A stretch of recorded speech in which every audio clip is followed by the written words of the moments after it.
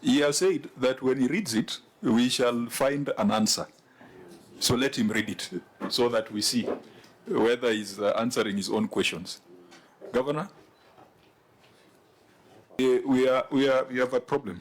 And I think if we go through 3-4 other issues and we find that they've not been responded to, then we'll be asking ourselves whether it's valuable for us to proceed with this meeting.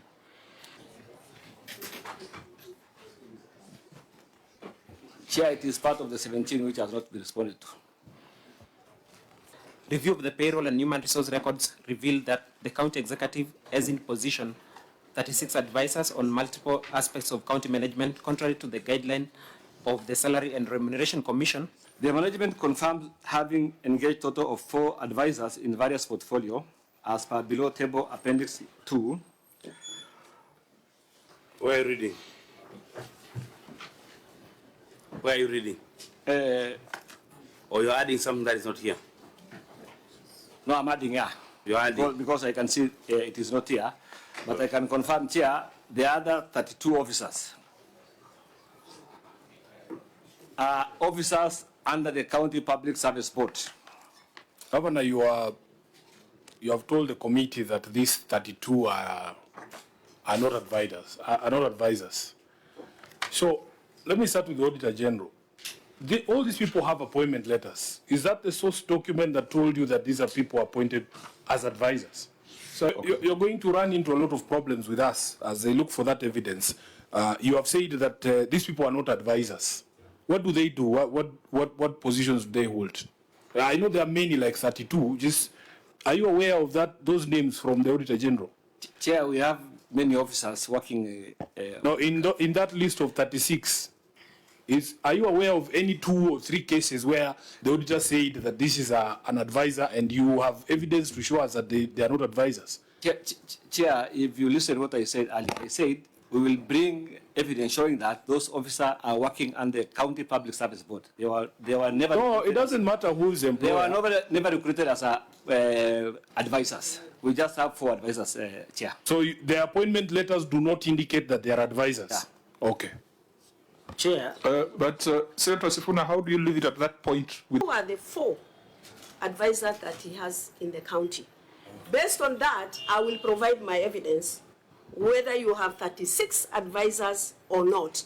Because if that doesn't happen here, then the governor is lying to this committee. Thank you. I think that's a fair request. Governor, you have put here that you have engaged a total of 4 advisors.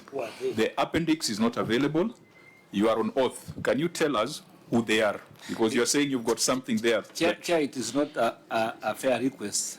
No. And I don't know the source of Senator Fatuma's Governor, allegation. order. Abdi Adan Daud as an economic advisor. We have Abdi Nyabure. As what kind of advisor?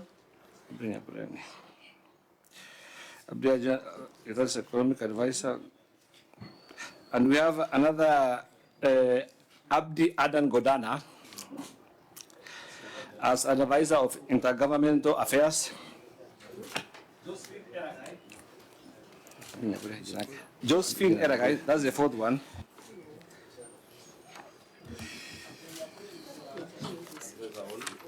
No, I've said Abdi Nyabure is political advisor. Abdi Nyabure, the earlier one. I'm looking at a paper. Just a minute. Just a minute. I can't recognize. 4, only 4. Yeah, the question is, what does Josephine advise on, Governor? Just a minute, Chair. These are people who are supposed to be known to you personally, Governor. If they are your advisors. Advisors are personal. Do these people work in Isiolo? Do they work for you? So what does Josephine do? You are not on record. On record. Microphone.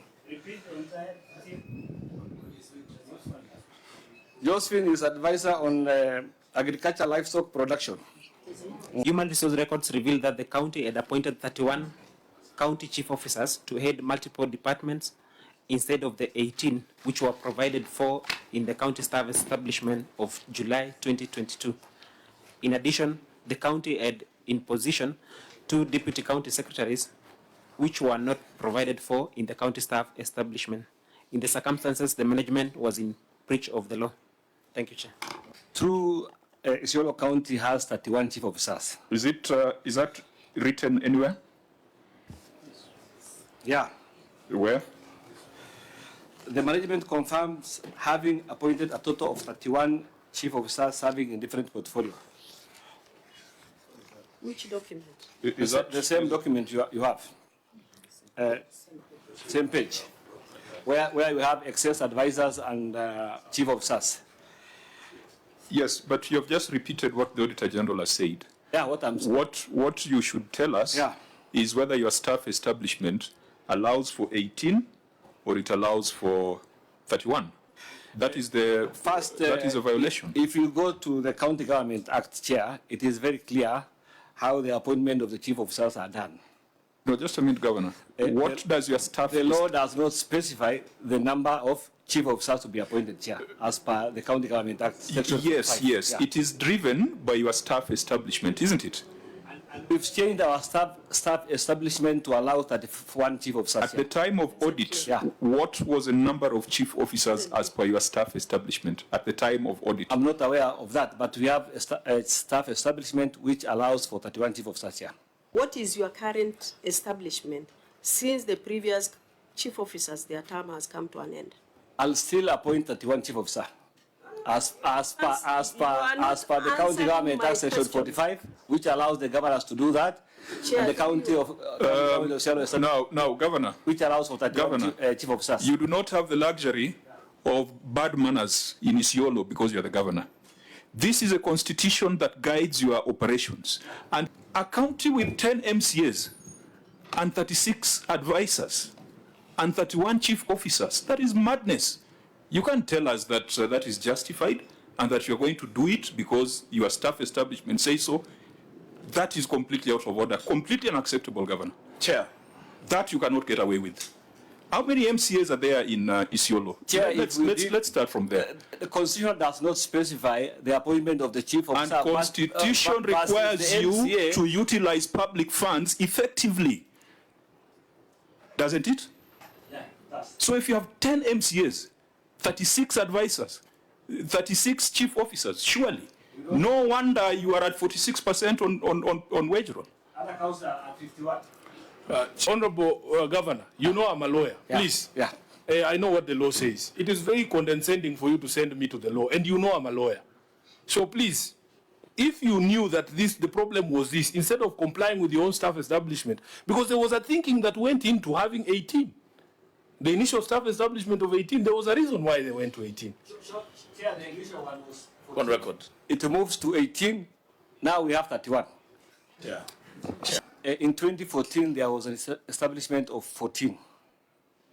In 2019, it was changed to 18. In 2023, we changed it.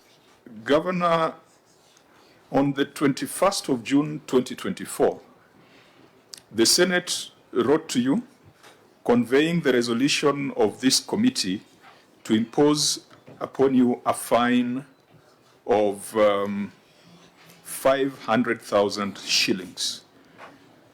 Has this fine been paid? Yes, my peer has paid. I'm waiting for the banker's check. When was it paid? Few minutes ago, Chair. I have to be truthful. Few minutes ago, Chair. How long will it take for that evidence to be brought to us? In the next few minutes, Chair. Honorable members? Chair, let's give him benefit of doubt. Senator Ambua? Chair, you know, the governor said he's a truthful man. I want to believe yes. But Chair, can we settle the first issue first? You know, the governor says he sent his responses to us. We have taken the position that we have not received the responses. How do we proceed, Chair? Were the responses sent? Were they not sent? Did they disappear somewhere? What exactly happened? Governor, you know you are on oath. You are on oath. The report that this committee took to the Senate, and I moved the motion, it was seconded by Senator Maruma. Isiolo was cited as having been contemptuous and failed to respond to our invitation.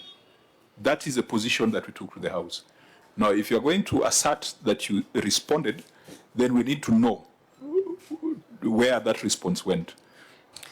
Chair, let me withdraw my statement and go by Senate's position. Thank you, Chair.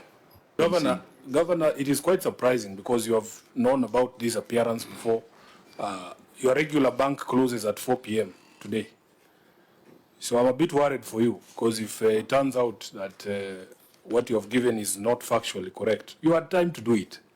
I think in high school and campus, you must have been one of those last-minute students who submit their cut minutes before the office closes. One of these fine days, Governor, you're going to find yourself in a very serious situation where the place you are taking that sleep has been closed. So I think we proceed, Chair, and then we will give him the benefit of doubt because he's on oath. The Auditor General raised 35 issues, of which we are responding to 18 of them. So that means 17 is the one which is outstanding. Yeah. Yeah. Chair. Senator Wambua? Governor, I don't know why then I'm confused because you said you already responded. You already sent your responses. Only that they have disappeared somewhere in the air. So why can't we just extract them where they are so that if you have responded to everything, you did everything? Where are those responses? I think he retracted that, Senator Wambua. So what he responded to is fiduciary. So he did not respond to the other issues? Yes. Yeah, it's a bit untidy. So the Auditor General already has visibility, I think, on the 17 issues that have not been dealt with. Our directives are as follows, Governor. Governor, we will need to have a response filed on these issues in the next 14 days. Much obliged, yeah. Fine. Now, the statement of receipts and payments, and as disclosed in Note 3 to the financial statements, reflects compensation of employees amount of Kenya shillings 2,082,321,741, representing 46% of the total revenue received of Kenya shillings 4,522,730,268. This was contrary to Regulation 25(1), subsection sub A and B of the Public Finance Management County Government Regulations of 2015, which states that the county government expenditure on wages and benefits for public officers should not exceed 35% of the total county revenue. In the circumstances, management was in breach of the law. Thank you, Chairman. Governor, your response, and tell us where it is. Thank you, Chair. As you know, Isiolo County is... On which page? Page 2. Page 2. Yeah. Which document? Is it this small one with the table? That one, yeah, that one, yeah.